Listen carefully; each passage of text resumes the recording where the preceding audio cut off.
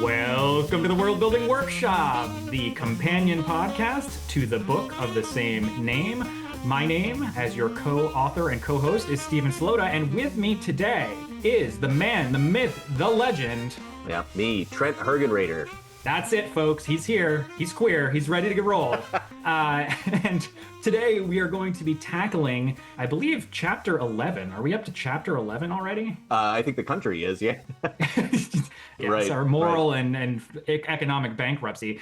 The book chapter that we're going to be talking about, though, is about the uses of Wikipedia for the world building process. Specifically, I'm just kidding, actually. I need to start over because it's actually Chapter 10, not Chapter 11. Well, just roll with it. Okay, well, we're going to roll with it then. Misspoken. It is actually Chapter 10, Wikipedia as a model for world building. We'll make this episode free. This one will be free. Yeah, you get what you pay for. In Chapter 10, in our conversation about Wikipedia as a model for world building, we really focused on the use of Wikipedia's format for doing this world modeling or world development process. And there are a number of reasons for that, not least of all that it is one of the few remnants of the old internet that actually was really good. This idea that you had multiple people collaborating to come to some consensus about something. To be clear, Wikipedia itself is not for profit, and in its charter, it can never be made for profit. So there is actually a difference between the way Wikipedia works versus a lot of other online software or online tools. And it is maintained almost entirely by Wikipedians, the people who are unofficially affiliated with Wikipedia, who operate on a volunteer basis to incorporate information, to revise and edit one another's contributions. And we'll get into some of the strengths and weaknesses or benefits and detriments of that model. But the utility for us in an educational context is driven by the open source modeling that Wikipedia provides. And the format itself allows for learners to co-construct in the same exact way we've talked about in our episodes about theory and practice for education. So Trent, tell us a little bit about how you came to the decision that we should use Wikipedia as a model for this world building process. Yeah, and it's funny because this chapter and this topic sounds bone dry, but I'm actually super excited about it. I love talking about it because the more I talk about it, and you mentioned too, the benefits and the drawbacks, like what you get from it, and then some of the things that we need to be careful about being like, we're totally democratic when we're using Wikipedia or whatever, right? Is to me, part of the draw of it, right? Mm-hmm. So anyway, when I was back in, I think I talked about this in one of the earlier episodes, back in grad school, new to teaching, had to teach introduction to college writing or whatever, college composition, and research writing were the two classes that I taught more than anything else in grad school. And I started getting into digital, like what are some of the digital uses? And this was, 2008, 2009, 2010. There were a lot of debates that have kind of quieted down about whether people should be, whether students should or shouldn't be using Wikipedia, or whatever, like going to the Encyclopedia Britannica was somehow, better or whatever. Like those conversations were still sort of happening. But it was within the context. And again, it's one of those things, doing a lot of this reading from rhetoric and composition, like learning more about teaching and learning. It's like, oh, well, that's why they want you to do these things, right? Not because it's a rent comp theory, but because it's sort of like broader learning theory. But that whole idea that we're going to start doing collaborative projects, collaborative knowledge building in which people will bring from their unique perspectives. Now, my role as a creative writer, that's where the world building stuff came in, is if we're going to have a fictional world, it'll be better if we get lots of people contributing to how they think that it works, right? And then this is where just over time, I'm like, wow, we operate, and I do mean we by like almost everybody all the time, on some sort of consensus reality of this is the way that things go. You know what I mean? I'm going to come to a red light and I'm going to stop,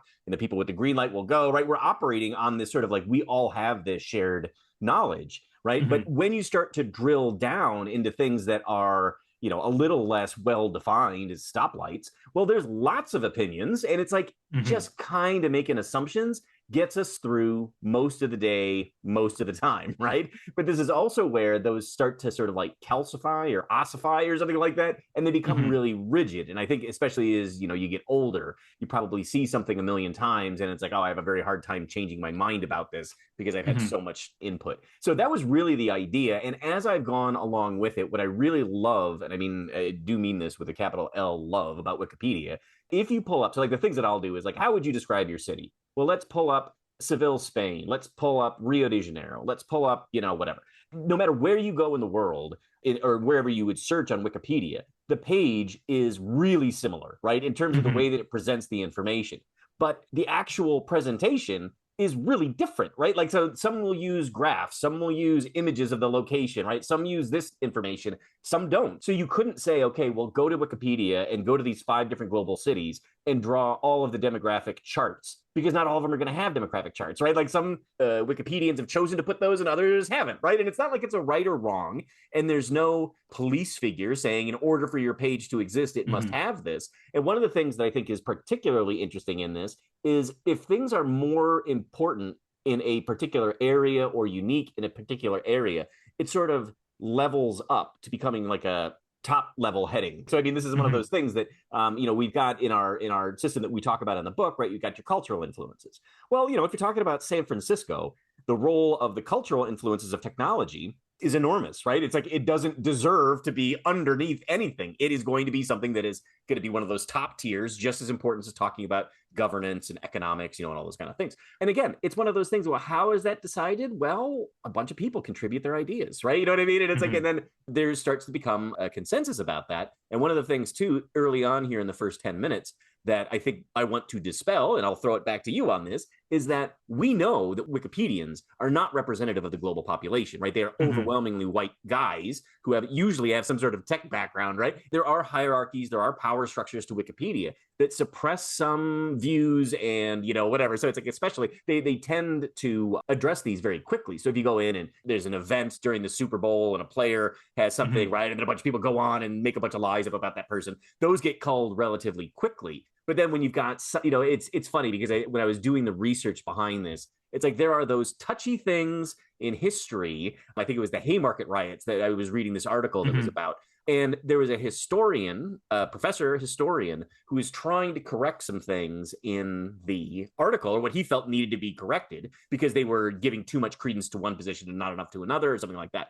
And he got voted down repeatedly. And his whole point was, who the hell are you Wikipedians, you know what I mean, that know this better than me, a historian of labor conflict, right? And it's like, I can't remember how it sort of, the answer was like, thank you, but it's been rejected or whatever. And there was no answer to what you do about it. But it was pointing out to the fact that, like, well, if you ask 10 people in the room what their opinion is on internal combustion, right? Their opinions don't really matter, right? I mean, like, there are sort of the facts of the situation. But then on the other hand, well, what are your opinions of something like the Haymarket riot? Well, you can have lots of different opinions, and some are going to be more or less valid or whatever. And Wikipedia tries to deal with that, and that's one of the things that we talk about in the book as well. Most people, or a minority, feel, or whatever, right? To be able to create space and give sense of, like, how common some of these things are. Those imperfections, to me, are more of a reason for using it, pointing out and letting those imperfections. This is one of the things too that's really key to my pedagogy, is to let those imperfections happen in class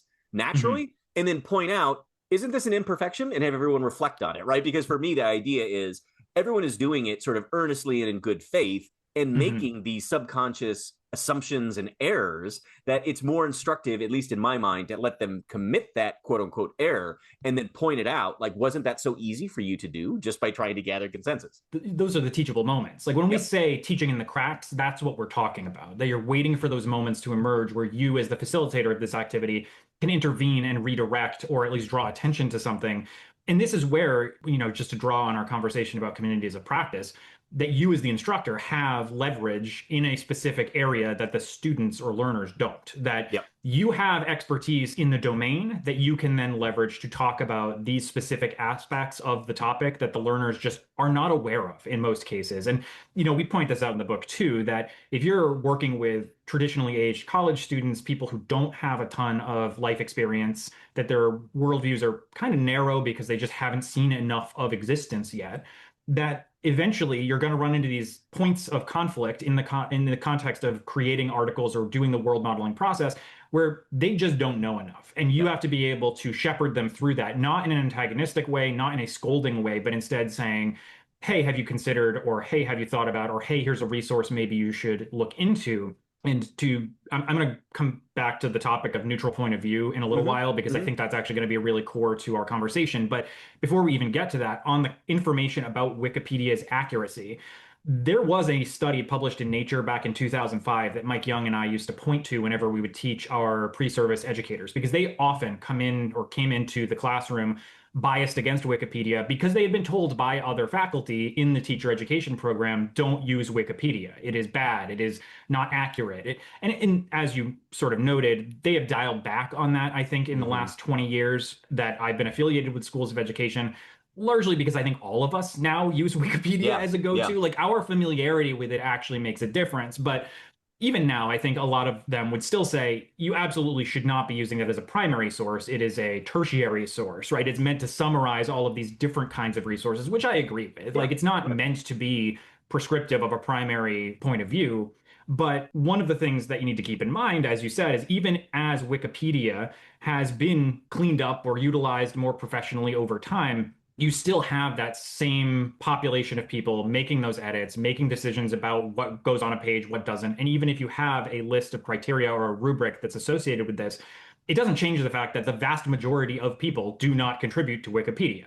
I've donated money to Wikipedia, but I am not a Wikipedia editor. And so, yeah, me too. And there are various levels of editing. Like not everybody has the same access to all articles, and emergent specific pieces of information, say about a climate catastrophe or about a shooting or about some other piece of pop culture or politics, all of those things are pretty closely monitored, whereas pages about something that doesn't change very much are not as closely monitored. And I wanted to do a quick shout out to Stephen Pruitt, who is the guy for Wikipedia. He is the Wikipedian editor who has done the most edits. And he has made edits to 6 million English Wikipedia articles and he has authored 33,000 of them. So when we're thinking about what Wikipedia is, like when we're talking about the biases that are built into it, right? I'm not knocking Stephen Pruitt. I think it's admirable that he's done that. But Stephen Pruitt is not the only source of information that should be contributing to these spaces, right? And to go back to what you were saying with respect to who is an expert on what and how could that article possibly be accurate? I'm the one who's an expert in this topic, and you people on the internet, you don't know anything about it. Well, here's the thing. If you think that, then become a Wikipedia editor, right? Like, because the information is only going to be as good as the people contributing to those articles. And I wanted to share with everybody that the Wikipedia page for situated cognition was created by my colleague Michael Young and his graduate students at the time. He actually made this a project for their situated cognition course at the University of Connecticut because at the time there was no page about ecological psychology or situated cognition. They saw that as a flaw and they wanted to rectify it. And I had mentioned just a few minutes ago the Nature article in 2005 that talked about the accuracy of Wikipedia. Well, at the time, Wikipedia was as accurate as Encyclopedia Britannica. There was no fundamental difference. And the main benefit of Wikipedia was that an error could be corrected immediately instead of waiting for the next edition of the encyclopedia to be printed. So in some sense, it actually was better even then than a printed encyclopedia would be. Now, of course, all encyclopedias are online and you could make these edits much more quickly now. But you have all of these different eyes on a topic who are able to contribute. And if you are somebody who is knowledgeable, there is nothing stopping you from becoming an editor to be able to correct incorrect information. Right. The challenge, again, comes down to what constitutes a neutral point of view, who is deciding what that neutrality looks like. Obviously there is a hierarchy of editing that goes on here. So there are people who get to make editorial decisions, but the goal is to create a consensus point of view about what actually happens in the world. Yep. And one of the reasons why I think you see a lot of tech oligarchs get really upset about Wikipedia is because they can't control that narrative because it's so egalitarian that if you are not a tech oligarch who has their thumb on the scale of whatever a particular article says, then of course it's scary to you that there gets to be this sort of democratic process deciding what is or isn't real, especially if your goal is to manipulate reality or to manipulate on which we decide what constitutes reality. And so that's kind of what I wanted to focus this episode on. I probably should have said this right up at the beginning, but rather than rehashing what Wikipedia is and how it works, because if you've read the book, you'll know what we have to say about it. It is a very technical chapter that is basically describing or detailing the definitions of all of these parts of an article and how it's constructed. I think there's a really interesting conversation to have here about truth value and what constitutes truth and why do we want our students to do this manually as opposed to having them dump information into a generative AI or large language model or some other piece of software, some other tool that's going to be able to do this for them. And I want to get your take as somebody who's done this multiple times as well on the utility of tools like Wikipedia. We specifically have used World Anvil for a number of projects, but what do you think about truth value in this context? And why do you think it is valuable for the learners to go through that process to generate their own form of egalitarian, democratically decided truth versus having an LLM or a generative AI do this sort of what I guess you could call Yeah. busy work, but I don't see it as busy work. No, it's So, totally not busy work. I mean, there's so much to get into with this. I think one of the things too that we've talked about outside of the show, mostly in messages back and forth or whatever, is this idea of like a capital T truth that mhm, Wikipedia is this basically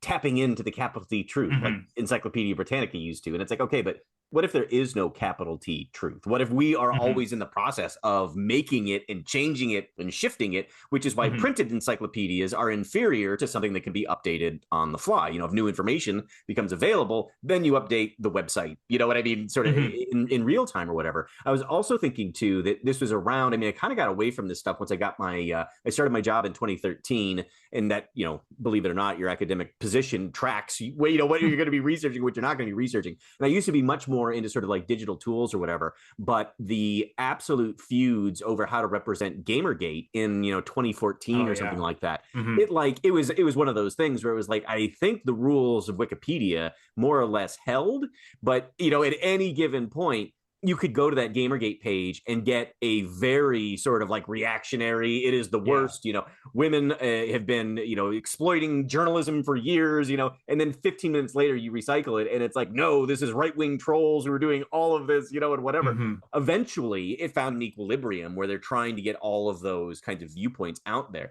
But it was kind of like science in action or something like that. Like this is the same thing, thinking about some of the criticisms of COVID or whatever. And it's like, and why people were giving out things that didn't make any sense and then they had to retract them or whatever. And it's like, because that's how science works, man. You know what I mean? Like Mhm. you throw something out there, it gets, rigorously debated and sort of attacked and defended or whatever. And what you have left after all of that is kind of that consensus of, Mhm. well, some of us may feel this way, some of us may feel that way, but like we can all kind of agree, like again, going back to my Venn diagram position or whatever, it's like we can have, depending on how tight those concentric circles are, a lot of consensus or really broad, kinds of differences where Mhm. the consensus in the middle is quite small. But to me, I think the thing, like we were talking, I think it was in the last episode, about the idea of truth maybe being sort of like a gas or something like that. It is going to take whatever shape of the container that you've created it. And I think that that's where, I mean, this metaphor is totally going to fall apart. But like our lives, the containers are always changing shapes, right? You know what I mean? Like Mhm.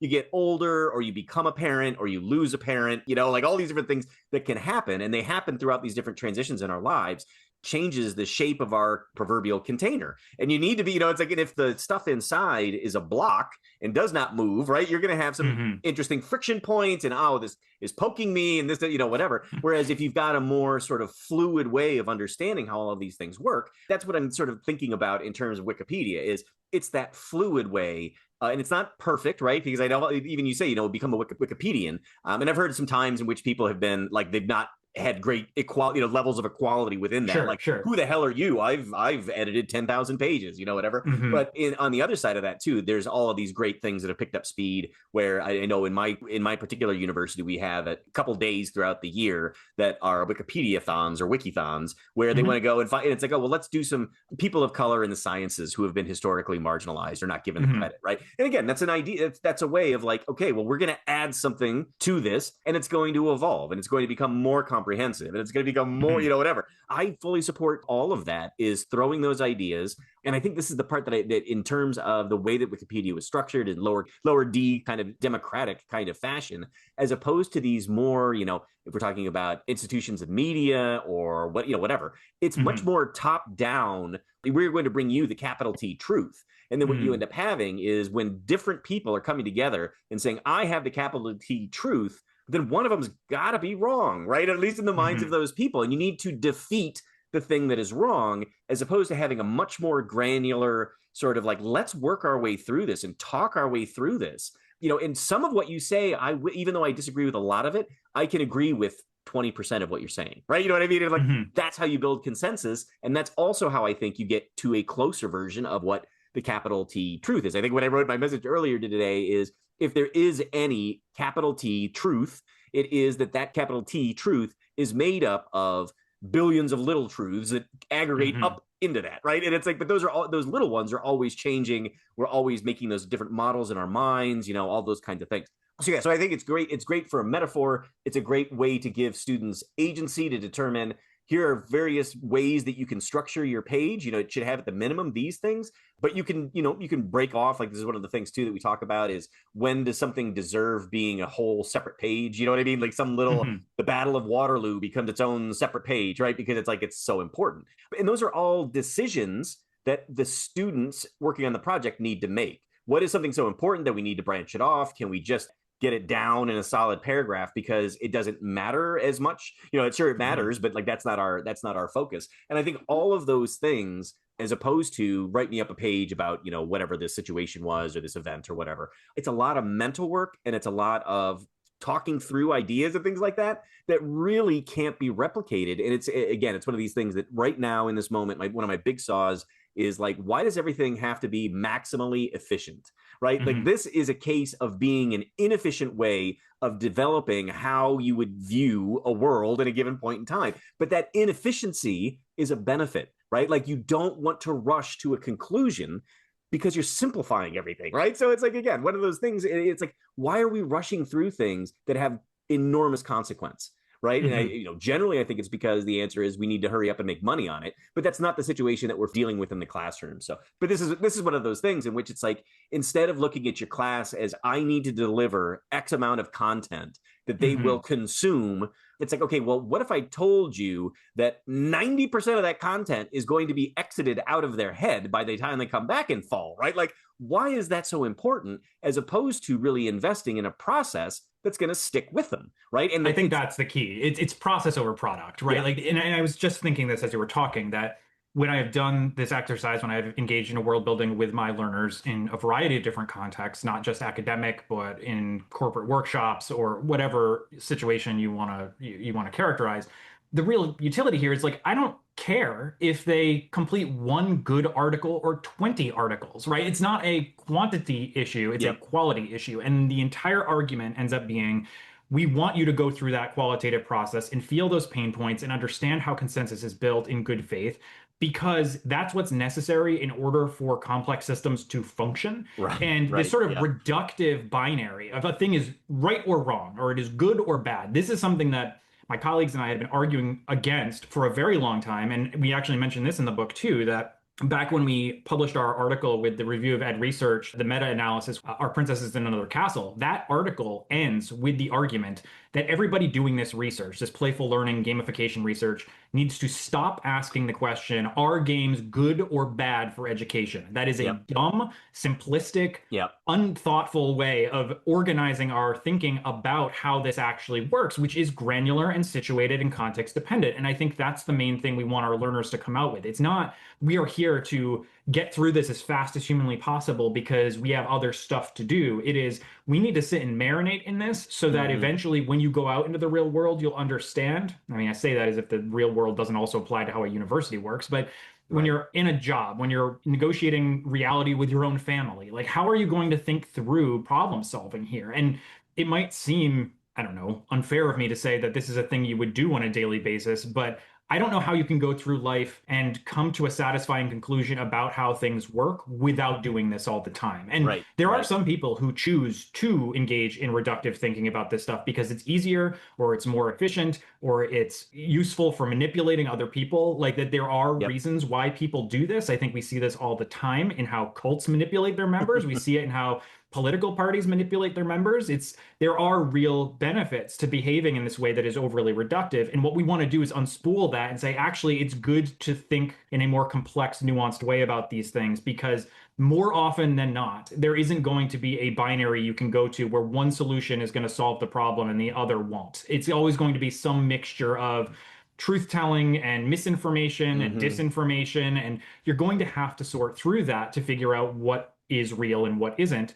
And so I want to turn to this broader conversation about artificial intelligence or generative AI and LLMs in the context of world building, specifically because you and I have steered out of our own lane on games and interactive narrative to focus on artificial intelligence over the last few years as ChatGPT has become available. And I want to specify before we even get down this pathway that I would say you and I and most of the people we work with in academia are pretty agnostic on AI's goodness or badness because we come at it from this perspective of, well, it's a tool. What is this tool useful for? What is this tool not useful for? What are some of the benefits? What are some of the drawbacks?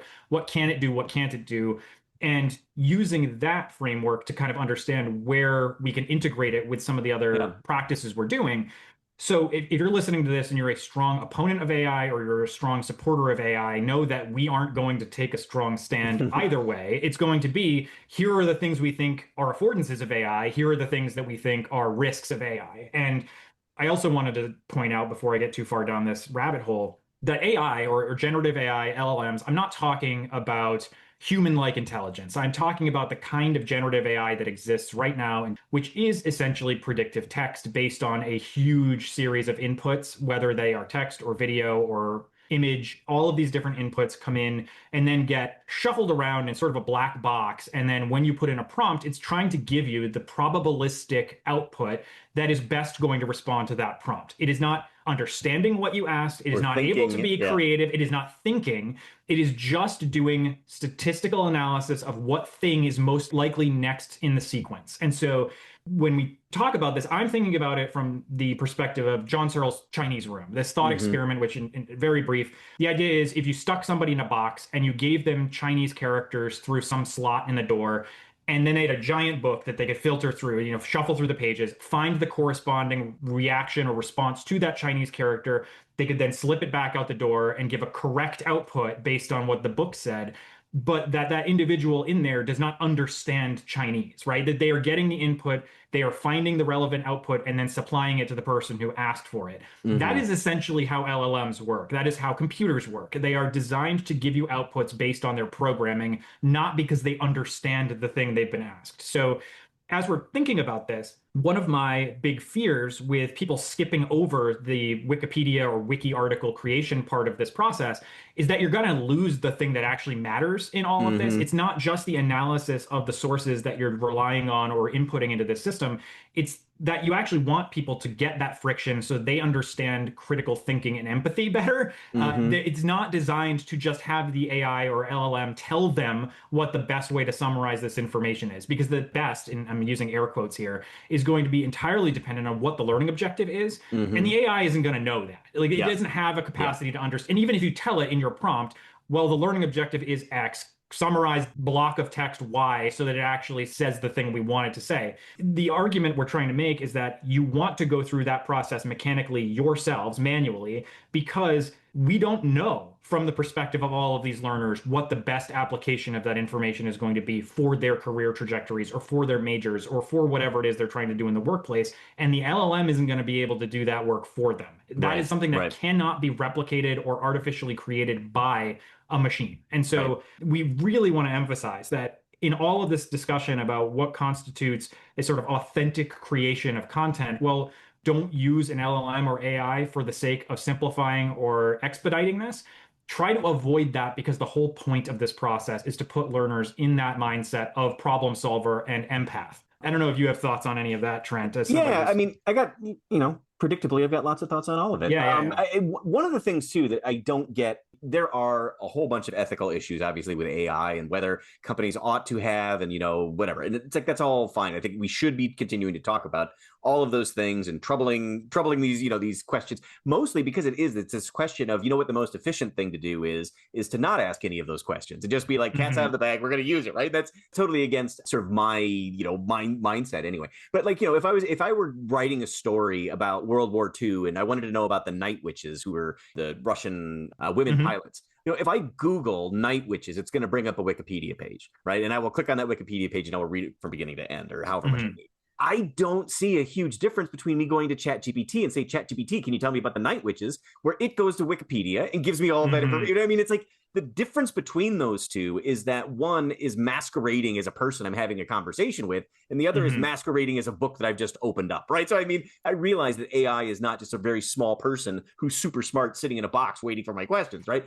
So that's one thing right off the bat. The other thing is that if you're doing your world building projects in your classes across all these different disciplines, Wikipedia will not have an answer for you, right? Like it's going to have a general answer. So if you're talking about like, okay, well, we want to build what it would have liked to been living in Western Massachusetts during the colonial era or whatever, right? So you will get a tiny little bit as to what that would have been like. But you would need to go do more research on what were the broader political structures of the time, whatever, and then situate it back into this one situation, right? And then it's like, oh, well, how are the natives integrated? What would it have been like to have been a teenage girl in these times, right? Wikipedia is not going to give you all of that on a platter that you could just cut and paste. You would need to do your own sort of thinking. And the other thing, too, that I was going to say about this is you could probably pump that into ChatGPT. What would it have been like to be a colonial teenage girl, right, in Western Massachusetts or whatever? And it would probably spit out something that was a little bit more comprehensive and to that question. But, you would also really want to dig into that because it's, the hallucinations and where are you getting this information? I know ChatGPT now has more of an integrated citation structure, so you could get to where those things are coming. But the point that I want to kind of make is, and this is doubly true in creative writing, somebody posted something that one of the many Andor Facebook pages that I'm on, and it was a statement saying, hey, look, this has clearly been AI written, but I think it makes some good points. So I think we just need to put aside the fact that it was AI written and just engage with the points that this author was making, right? And I'm sure it was somebody who probably struggled. And it was, and I remember reading it, and I was like, I hate reading this style. It is so generic. It is so boring. It is so, if you take offense, I'm sorry. It's so corporate, right? It's just so efficient and unmessy. And when you read student writing, it's like, what the hell did you mean by that? Was that a typo? You know what I mean? Like, what, whatever, but it's way more interesting and engaging, right? So if you've got a collaborative process and you get something where you're like trying to constitute, what reality would have been like on a day-to-day basis for someone who was living in Western Massachusetts during the colonial era or whatever, right? And you get a really neatly manicured kind of thing.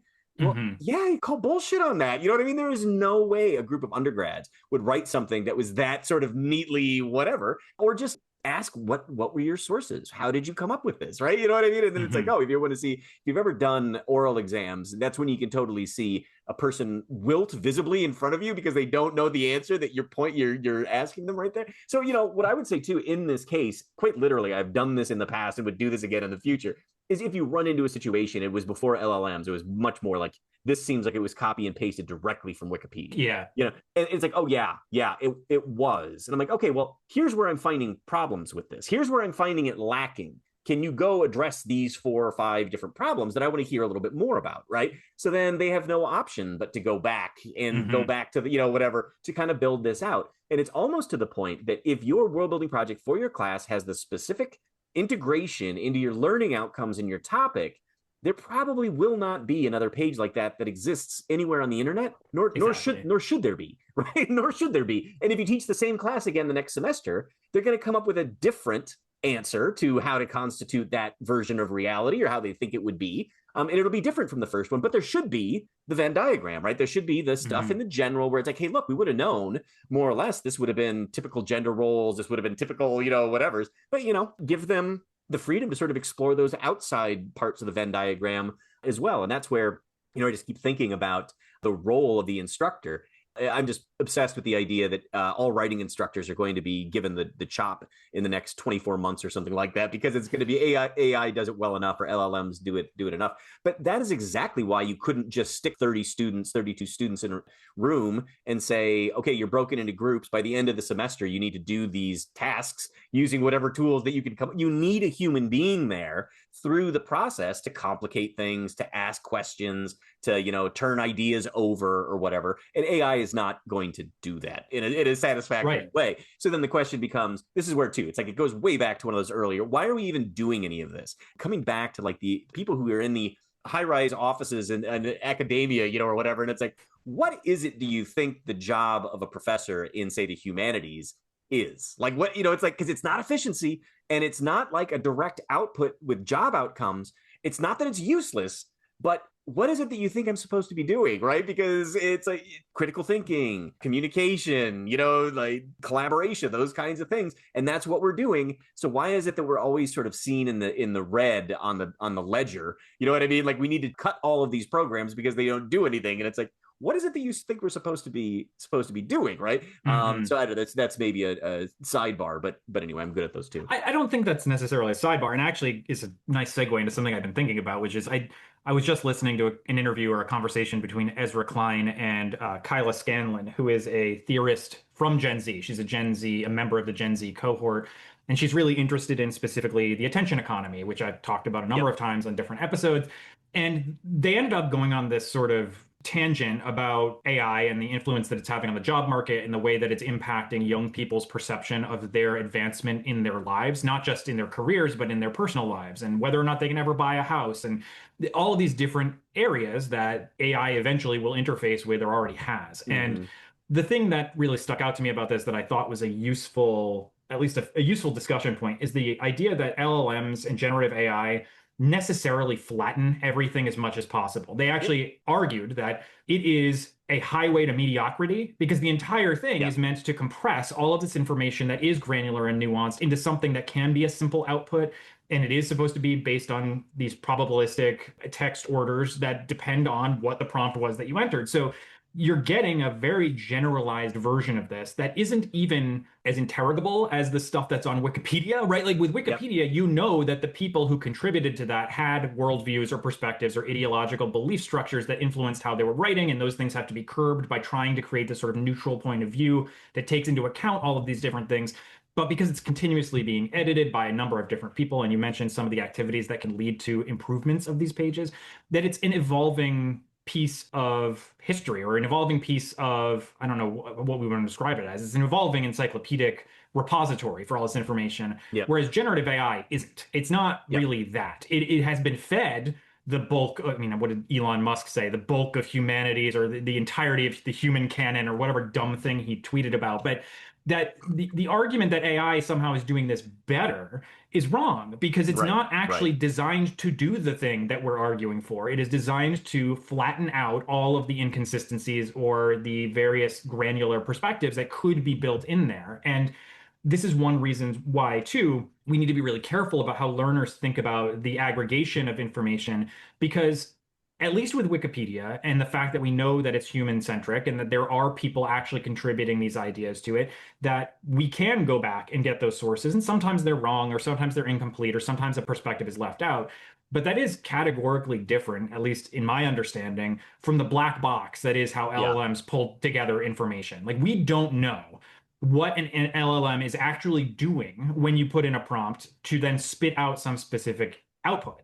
And we really want the learners to understand how ideas come together and are synthesized. Like, that is the top of Bloom's taxonomy, synthesis. They aren't then doing that work if you have a tool like ChatGPT operating on that level for them. And I would argue not doing a particularly good job of it, especially considering the hallucination elements of this, or the fact that nobody really owns the perspective of the AI. And there's a great deal of evidence right now that different LLMs or generative AIs will give different pieces of information to you depending on whose biases were incorporated at the point at which the LLM was created. So Grok, which is the X/Twitter version of an LLM, now responds from the perspective of Elon Musk. Now, I'm going to leave aside my personal opinions of Elon Musk, but I want to focus on the fact that that's actually bad. Like, you don't want an LLM that is taking the whole human canon and then voicing it through one person's perspective. Like, I'm thinking of one of those Play-Doh toys, like the little thing with the lever that you put the Play-Doh in and it squishes out a star-shaped tube of Play-Doh. Like, that's what we're creating if you give an LLM a prompt and it's then filtered through the lens of Elon Musk or through Mark Zuckerberg or through Google or through Amazon. Or like this is the real issue at play here. We want learners to come out of this collaborative world building process understanding that doing this the right way, doing this in a way that actually does attend these various biases and deficiencies is hard and messy, and it's worth doing because otherwise you and I have talked at length, and we mentioned this in the book too, that our job as world builders is to account for 100% of people and perspectives. An LLM cannot do that. Hmm. Wikipedia can approximate it, right? We are trying to get to something that approximates that, accounting for 100% of people, but you can't appreciate what that process even looks like if you haven't tried to do it yourself. And Yep. this goes back to what I was saying earlier, that I would rather my students spend an entire semester crafting one really good, well-considered article than churning out 50 different articles that are all schlocky and didn't do the actual Right. labor Right. of debating these things. Because Right. that's really, as you said, the point of the humanities. It's not to flatten everything, but it's actually sort of the inverse, which is to Right. give texture to everything. And Right. Right. why bother with the human experience if all you want Right. to do is flatten it into And one monochromatic, homogeneous blob? that's where too. I mean, I think this is one of the things, and I don't have a lot of experience in this realm, but I've got a little bit when you're dealing with people in STEM, where it's like, oh well, the human part is the messy part that is can't be quantified. So like, let's just forget about that and work with the science because we know if we have the physics and the math right, this rocket will land where we want it to, right? And it's like, okay, but as we continue to diminish what we're doing in the humanities and why we would do this in the humanities, you may want your engineers to be asking, why are we shooting this rocket in the first place, right? Like, where is Hmm. this rocket going to go? Who is it going to hit? And it's not that much of a stretch to say it's absolutely ideological that there are forces in the world who don't want engineers asking those questions. They just want them to do the thing because the thing has to be done. Leave the thinking to the adults, right? And this is where it's like, okay, well, if you're going to university and getting your degree, you're going to be one of the adults in the room, right? And this is where, too, to the Hmm. extent that we could reach people who don't have the means for going to university, at least just being able to get sort of the drift of like, all of Hmm. this stuff is interconnected all of the time. Because the other thing, too, and this is the part that's weird, being somebody who is sort of into the technology, and this is again like being somebody who's into tech, you come from the ed tech perspective. I was coming from Hmm. sort of digital writing and digital pedagogy and whatever. But this question of AI and LLMs, right? Like so I've been using them quite a bit, for my own sort of personal purposes across different kinds of domains. What I'm finding really, really disturbing is that I wouldn't go so far as to say that Wikipedia foregrounds sort of the artificiality of the Hmm. whole process or whatever, but at least it's visible, right? Like there's a talk Right. page, there's discussion pages or whatever. And as time has gone on, one of the things that really grinds my gears with Chat GPT particularly, that's the one that I've used the most, is that it changes a couple times a week in what it's doing, what you're allowed to do, what you can't do, all these other kind of things. Hmm. And what I've noticed is it's becoming more and more human sounding, right? Like as you are Hmm. engaging with it. So I do, like, for example, when I'm studying Spanish, I will, walk my dog and I will have a conversation with ChatGPT entirely in Spanish upon the topic of my choosing. And I absolutely love it, right? It's so great. But what I've noticed is that the Spanish voice has started to incorporate sort of stutters and gaps of like, let me think about that, right? And it's like, well, Hmm. I know you're a damn machine. You don't need to do that. That is a decision, a design decision to make it seem like you're more human than you are, right? Hmm. And that's where I've got a good friend Evan Selinger who's sort of position on a lot of this has been foregrounding the artificiality is pretty crucial, right? So you don't think that you're connecting with a human being, that you're dealing with a tool, right? But the Mark Zuckerbergs and the Peter Thiels and what's the dude from ChatGPT, Sam Altman, they understand that as well, and they're doing the thing that you would Well, not want done to you, right? And they're that goes designing back they're to what I was designing saying. specifically for that. Right, right. It's a specific choice that comes from the centralization of power in Yeah, this conversation. And I think that's a really important point. Like when we're complaining about the difference between Wikipedia and ChatGPT, it's not because I don't see value in having that kind of tool available. I actually think there are things that it is useful for in the same way that spell check and grammar check is useful, right? It yeah, has a specific function in the context in which I'm working. I like when my spell check tells me that I screwed up a word because then right. I can fix it before it gets to the point where I have to share this with somebody else or that I don't accidentally send my email without an attachment, right? Like there are Yeah, things that are useful about those kinds of tech implementations, but what made Wikipedia particularly appealing and what I think it does so well is that it decentralizes power. yeah, And that's a threat to your Mark Zuckerbergs and your Elon's Musk and your Sam's Altman, right? Like they yep, don't want a decentralized tool because they have their own ideological agendas that are associated with these things. And now I'm going to sound like a conspiracy theorist, but the fact of the matter is, like, Wikipedia, being a nonprofit, is probably one of the most important elements of why it has remained as egalitarian as it is, because it's Right. not incentivized to find a way to make money. And Yep. the specifics of how Meta's AI works, or how ChatGPT works, or how Google's AI works, like that's not as important as the fact that they are all top-down controlled, Yep.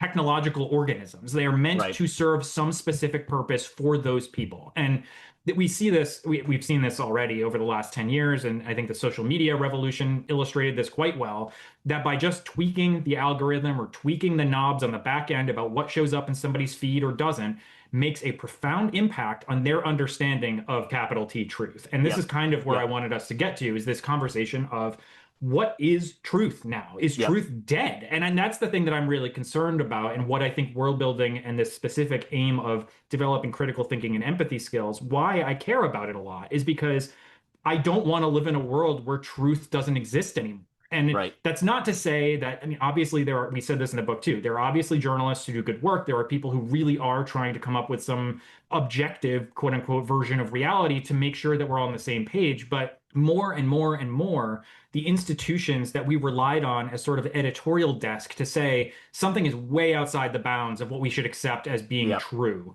is now there for anyone to capitalize on. And it's very, very easy and Yep. cheap to produce a ton of bad information Yep. versus good information, which requires actual legwork and actual human interaction and actual human interviews. And Yep. you can't escape that. It's like the old adage that a lie can travel around the world before the truth gets its pants on. And we are now living through the consequences of that, where Right. everybody in their pocket has a device that will tell them whatever they want to be true. And that is an explicit choice that is then being driven or reinforced by large tech conglomerates. Yeah. And Yeah. this is, I didn't really intend for this episode to kind of just become a rant, but it is What's new? important. Yeah, I know, right? This is what I do best, put a quarter in me, right? Yep. But the reason why I get passionate about this is because, let me step back to something that is kind of formative in my thinking about truth as its own institution. Is Rush Limbaugh, the right-wing commentator who thankfully has been gone from this earth for a number of years now. He built his career on these four corners of deceit that he would talk about. There was government and higher education or academia. There was think tanks that would exist to kind of put out policy papers. All of these different elements of reality that produce knowledge, and knowledge being sort of the vehicle for capital T truth, that we were going to come to a consensus.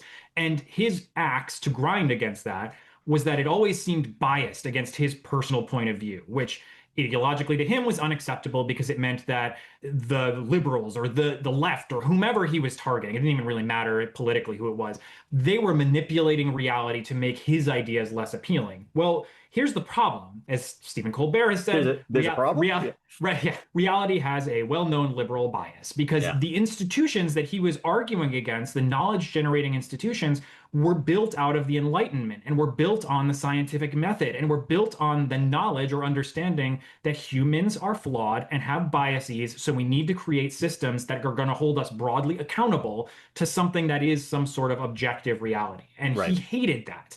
And so now we find ourselves in a situation where there is no objective reality because they're not only simulacra of all of those institutions that sort of dress themselves up as being knowledge generating, even though they exist for specific partisan political purposes or specific ideological purposes. But all of this information is decentralized to the point where anyone, anywhere on Earth at any time can now create their own reality for other people to glom onto. And we Yep. talked about this a little bit in a prior episode with respect to, in some ways, that's really good because it gives marginalized peoples in all corners of the Earth the ability to coordinate with one another and find community, which is great. I'm glad that the LGBTQ community can do that. I'm glad that there are various minority populations in different parts of the world that can do that and organize. And we've seen some real benefits to that. But we also see white nationalists and Yep. authoritarians and fascists taking advantage of this. And because of the fact that it's all decentralized, those specific groups can now create their own realities for themselves. Yeah. And kind of like we were saying with respect to world building is agnostic to whatever your goal is, you can use this template to come up with whatever you want, whether it's morally good or bad or ethically good or bad. We can't control that. It's just a tool. Yeah. The same thing is now true across all truth making or knowledge generation institutions. And Yeah. the consequence I thought would come of this would be, oh, well, the institutions that produce lies or produce disinformation or produce misinformation will obviously fall by the wayside because people will choose to go to truth. Right. And it turns out that's It's not not the truth at actually all. Yeah. accurate at all. Like Yeah. what they do is Exactly. gravitate toward what is emotionally satisfying. And Yep. I think all the time about like the Principal Skinner meme of, am I the one who's wrong? No, it must be the children, right? Like, Yep. am I holding myself accountable to some standard? Am I okay with acknowledging that I was wrong or that there are uncomfortable realities that I have to grapple with?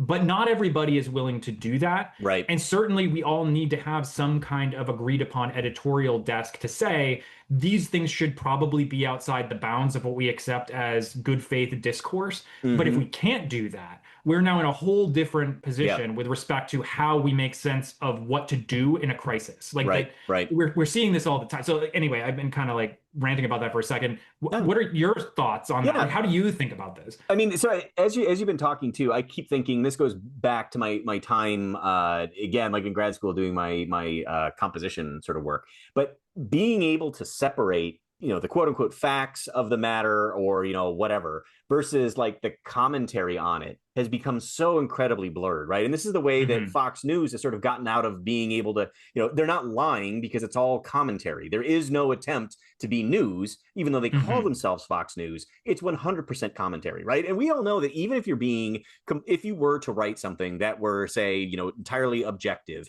and there was true or false about an administration, right? If you, as an editorial process, run 9 negative stories that are all true and one story that was positive that was also true, as opposed to running 5 and 5 or 9 good and 1 bad, right? There's all sorts of ways in which you can jury rig the media ecosystem to get the result that you want, right? So this is where Hmm. you've got conservative outlets, you've got progressive outlets, whatever. But what we're missing here is the fact that there should be separate from the fact of what you actually feel about it, right? And then there's like what you feel about it is also separate from what you want to do about it. Like, what are you going to Hmm. commit to it in order to sort of resolve this? And this is one of the things that, while you were talking, I think one of the other great strengths of Wikipedia in this neutral point of view, thinking about what is a polarizing kind of situation, I Wikipedia searched Nazi Germany, and then I did a find in page for the word evil, and Hmm. evil appears once. And it appears in this context. Historians, philosophers, and politicians often use the word evil to describe Hitler and the Nazi regime, right? So if we were to have a conversation with most sensible thinking people, we would all say what they did was evil, right? But Hmm. that's separate from what did they actually do? Well, they did a lot of things that were, based on just the facts, rounding up people, certain groups, right, doing genocidal, efforts to eliminate, that's all really, really bad. But Wikipedia doesn't say it's bad. It just says this is what they did, right? And Hmm. you have that natural, oh, well, that's awful, right? That is terrible. But Wikipedia doesn't see its job as saying it's terrible, right? It's that's just sort of baked in to, like, if you see someone like, no one's going to be pro child abuse, but if no one is going to be pro child abuse, then why do you have to be like, oh, hitting your child is bad, right? Like it's sort of assumed that we would all have that kind of instinct. But I feel like with this increasing blend of commentary and just the facts, ma'am, kind of thing, like things that Hmm. should be so dead set, like we should all be against this, suddenly go to like a 45-degree angle. And it's like, what the hell's going on here? Why do we no longer agree? Like I think it was when you were like, there's a tweet from many years ago, like that you'd pointed out that was like, you got to admit Al Qaeda had a point or whatever. It's Oh, like, yeah, it's the drill tweet that says, "You do not, in fact, have to hand it to ISIS." yeah, And that's what it was. That's what it was. Yeah. That idea that it's like, how did we get to a point in which we are now tolerating these ideas that should be intolerable? Not from I don't think these people should be able to eat at the same lunch counter as I am, but like, I don't think these innocent people should be exterminated just because of their ethnic background. Like, that's now an idea that is remarkably sort of like back in play. And it's just the biggest what the fuck ever. If you believe in like the arc of history, advancing towards justice and things are always progressing, like I got news for you. We took a gigantic step back. And I don't know how long it's going to take for us to get back on the front foot on any of these sort of what I would have thought were just common human, decency. part of that, I think, comes down to this idea that when you consolidate power and when you centralize it, and so keep in mind, when Walter Cronkite was sort of the voice of the news, right? Like everybody knew Walter Cronkite. They would tune in to listen to what he had to say. That doesn't mean he got everything correct. Right. Obviously, I think there's a Right. lot with respect to Vietnam and other issues that were prevalent at the time. But there were 44, I think, media companies at the time, major media Hmm. companies. Hmm. There are now six. And so consolidation of all of that has resulted in all of these other incentive structures driving behavior that is, I would argue, antisocial, but also it changed the job, I think, for a lot of those folks to go from it's my job to provide context to it is my Yeah. job to transcribe what is Yeah. happening. And I am Yeah. not going to assign blame or I am not going to assign. And part of this is also because of the potential legal repercussions of saying somebody lied versus somebody told a mistruth, right? I think, which is semantics that's aggravating to me on a level that I cannot quite articulate. But all of that is now feeding into what you were describing with respect to this bad faith action to Yeah. pollute the media ecosystem. Yep. And Trump advisor Steve Bannon has talked about this as flood the zone with shit, right? Fill the zone with so much bad information so quickly that everybody there's another term for this called a gish gallop or a gish gallop, right? This idea that you're just going to overwhelm the person you're arguing against or debating with misinformation so that they have to spend all of their time trying to debunk what you're saying. And as a result of that attitude of transcription versus contextualization, we now have Yeah. mass legacy media taking these things at face value and just describing them as they're happening instead of actually providing that valuable context, which, for instance, to go back to what I was saying with respect to sort of the tech oligarchs, this idea that no, actually, they have all of these incentives and goals that are about enriching themselves Yeah. and adding Yeah. power to their specific corner of reality. Like that part doesn't end up included in the story. That's the just the facts, ma'am piece. And I think what we're arguing here is not necessarily that students should come out of our world building experience doing that, moralizing on all of these things, but they should be able to account for all of those different perspectives when they're describing it. So when they're building out their article Right. about whatever Right. the Right. Right. world is or whatever corner of reality they're trying to describe, we want them to be able to do so comprehensively and intelligibly so that they are making or able to make judgments about these things as the whole picture comes together with, well, is this moving the world in a direction that is desirable and going to serve the most people in the most positive way possible? Or is it going to result in policy or decision making that is going to make the world worse for more people? Yeah. And there is now a complete disconnect between the different disparate parts of our own complex systems with respect to how they think about solving problems, because Yeah. the problems they're solving are actually at odds with each other and they are not designed to make society better or healthier or smarter. They are Yeah. designed to maximize power and centralization of that power for as small a number of people as possible. Right. And Right. it's also just a self-reinforcing perpetual motion machine. Yeah. It's not one person you can point at and say it's their fault. It is different parts of the system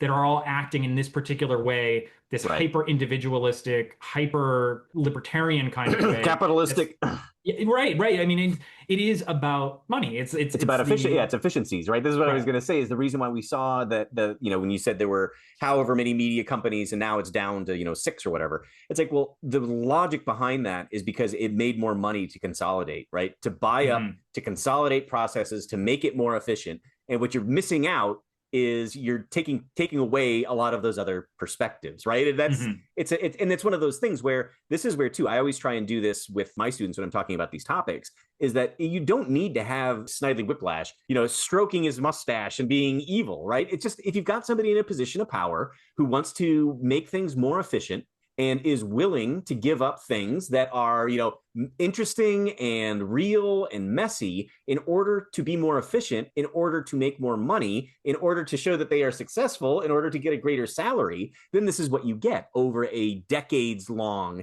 cycle, right? And I always think that, the United States that we're living in is not the United States of the late 18th century. It's the post-war United States, post-World War II United States, where a lot of these decisions have been made. So we're not thinking about the founding fathers. We're thinking about 1950, 50 onward. So not even the last 100 years. The last 75 years, I think, way overdetermines the way that we are now experiencing life because of the ways, just the ways that we remember the Civil War or we remember any of these the civil rights movements or any of those things, right? It's through the lens of that post-war philosophy or mindset because that's also the living memory piece of it, right? There's nobody who lived in those earlier times. So why would we be thinking about those earlier times? And the other thing I wanted to throw in here too, just as like a reflexive, yes, we are just as guilty, and maybe not just as guilty, but it's impossible to get away from too much of this, right? If you are teaching in an institution of higher education and you are doing a world building project and you are talking about bringing in different perspectives, if you are at Yale, you're going to see very different students than if you're at the Finger Lakes Community College, right? You know what I mean? Like the people who can attend those universities are going to be from different demographics, different backgrounds, different levels of privilege or whatever, all those different things. And then we got to remember that that's not even taking into account half of the United States or the ones who graduate, right? So it's like, this is one of the major things where for me, being an academic and being a professor, it's like, oh, right. I was talking, maybe I was proselytizing, doing this good work and developing critical thinkers. But man, it is a tiny little bit when you start to think about all the people who go to college, all the people who go to my college, all the ones who go to my classes, and then those who actually listened while I was talking, right? It's like, oh, wow. I am not able to have a massive impact in the same way that someone like, say, Mark Zuckerberg dialing in his algorithms is going to be able to with millions and millions of users, right? So just sort of one of those other things to think about is I think about this as a Midwesterner, right? Where in people now that I live in the Eastern time zone, there are people who make casual remarks about the flyover states. And I'm like, well, I'm sort of like heart and soul a flyover state person, right? That's where I came from. That's where I grew up. And your sort of simplification of those views is not helpful, even though we're politically aligned. I'm telling you, you are falling into that same trap of making an efficient decision that anybody who lives west of Ohio and east of, California, maybe excepting Colorado, is a certain way, right? And it's like, no. Because somebody had just said this too about the flooding in Texas that has been catastrophic and tragically taken all of these lives, primarily kids' lives.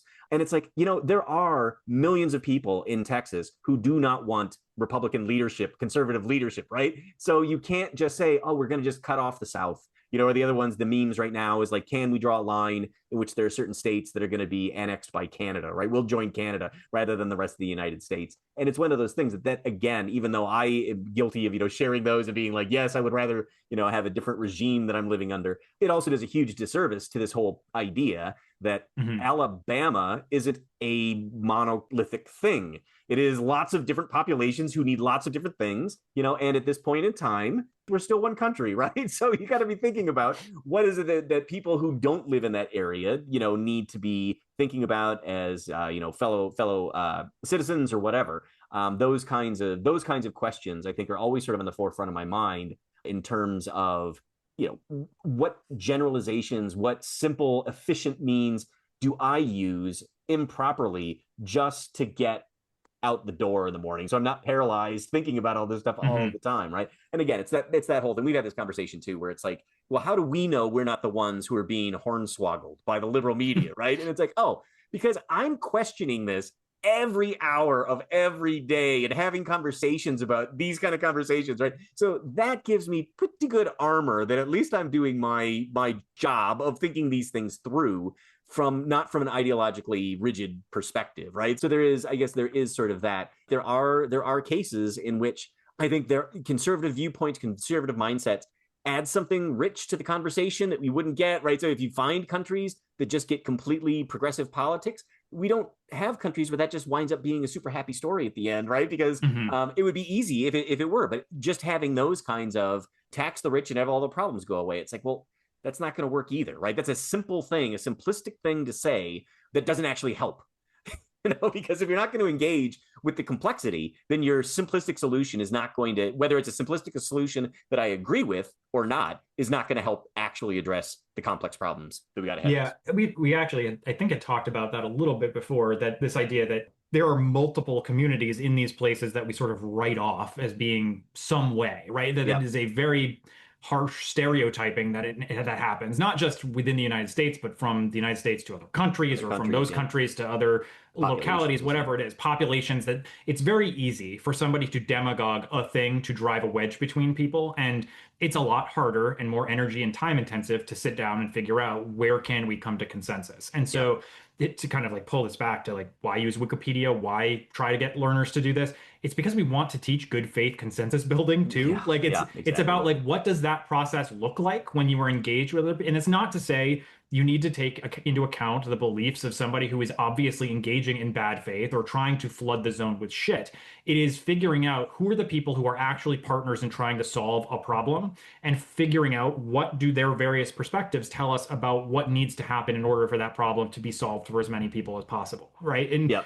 I get the impulse of a lot of people to say, I just don't have the time or energy to deal with that. Can't somebody else fix it? It's like Homer Simpson with the when he becomes the garbage commissioner and they keep singing like, won't someone else do it? Like that's Yeah. kind of the attitude because the world Right. has gotten so complicated and Yep. so messy that there's sort of this desire for somebody else to, some adult to show up and fix it. And at the Right. end of the day, there isn't someone who's coming to save us. Like we Right. are Right. the ones who have to do this. And That's the even if it sad is part. our, yeah, I know. Well, things would certainly be easier and more efficient if there was an Right. adult in the Right. room, Right. but that's how you get an authoritarian, right? Like you Right. don't want to end up in a monarchy, you don't want to end up in a dictatorship. So the alternative, as Winston Churchill once said, is like democracy. Democracy is it's bad, but it's better than all the other Yep. options, and that's what Yep. we have. And so this entire episode, this entire process we're trying to pitch to all of you who are hopefully still listening at Yeah. this Exactly. point is meant to be an organizing principle for trying to get people to go out into the world and do that hard work, to get Yeah. them to understand it's Yeah. not only possible, but it is actually desirable, and that there is value in talking to people unlike yourself to try and build that consensus with good faith actors Yeah. through interlocution, getting them to think carefully about what it is that they want and how that intersects with what you want, and trying to figure out where those compromises can happen. Because if you don't do that, you end up with what is currently your backdrop on this call, a Yeah. forest fire, right? Like that you Yeah. end up with everything burning down because if we can't agree and we can't come to a consensus, then all that's left is conflict. Yeah. And that conflict is not going to be generative. I actually had this conversation a lot with my students who would say, if things work this way, why not just have a revolution and change the system? Like all these institutions are broken. And I don't disagree with them. Like obviously the framework for the United States and its constitution is deeply flawed in a bunch of different directions, and it does merit sort of a reconstituting of all of this as the Yeah. second founding tried to do in the post-Civil War era, the Reconstruction era. But the problem with just having a revolution is what happens on the day after the revolution? Who Right. fills that Right. vacuum? What is it we're trying to accomplish through that? And I think that's easy to talk over without necessarily drilling down. And I Yep. want my learners to come out of my classes with a more nuanced perspective to say, I actually do kind of care, not necessarily about process, like how good is the process we're applying to this, which I think we could have a whole other conversation about, Sure. but rather, what is the outcome that we're trying to achieve, and does the thing we're talking about actually achieve that outcome, or does it introduce other complexities, other context dependent pieces of this that we Yep. haven't taken into account that are actually going to make things worse? And so, and again, we say like the Right. goal of this isn't to pass moral judgment, but like good or bad, better or worse, we want the students to actually engage in that conversation. This is the whole thing we were talking about with respect to structures and substructures, that the numbers on that scale of 1 to 5 are not prescriptive. Like there Right. isn't going to Right. be a correct interpretation of what constitutes a 5 or a 1 in the same way that there isn't going to be a correct or an incorrect outcome. There are just going to be outcomes, and you kind Correct. of have to Yeah. be to Exactly. debate Yeah. what is desirable versus what isn't and for whom, Yeah. right? Yeah. But I just want to throw in here. I think it's also ironic. This will come in with our epilogue. But as we're talking, right, it's like we're two of the most nihilistic motherfuckers that you could ever meet, right? And it's like we've got all of these plans for like, here's how we can make the future shine. And it's like, here's the thing. Like, I don't believe that me doing any of this in my classrooms is going to necessarily change the world, at least not in my lifetime. But like, what the hell else are you going to do, right? So this is also. I just want to sort of end on that note that Yeah. we are far. This is funny because talking about Brian, I reread Brian's forward to the book, Brian Alexander's forward to the book, which he's like, oh, the soaring ambition. I'm like, we're some cranky motherfuckers, right? Like it's like everything is broken, and if you want to do something that is at least going to do some good, do this, and maybe you can enrich the life of like another person.